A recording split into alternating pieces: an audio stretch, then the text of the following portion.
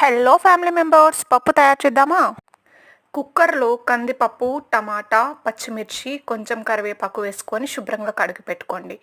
టమోటాలు, పచ్చిమిర్చి ముక్కలు ముక్కలుగా కట్ చేసుకొని, కొంచెం చింతపండు, కొంచెం పసుపు, కొంచెం కొత్తిమీర, కొంచెం ఉప్పు, తగినన్ని నీళ్లు పోసుకొని కుక్కర్ని 4 విజిల్స్ రానివ్వండి.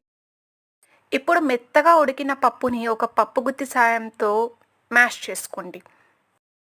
ఇప్పుడు పోపుకి కావాల్సింది ఒక ప్యాన్ తీసుకొని ఆయిల్ వేసుకొని ఆవాలు, జీలకర్ర, వెల్లుల్లి, కరివేపాకు, ఆనియన్ అండ్ డ్రై చిల్లీ ఇవన్నీ వేసుకొని ఫ్రై చేసుకోండి. ఇక్కడ నేను చెప్పే టిప్ ఏంటంటే, మనం మ్యాష్ చేసుకున్న పప్పుని స్టవ్ మీద కొంచెం సేపు మరగనివ్వండి.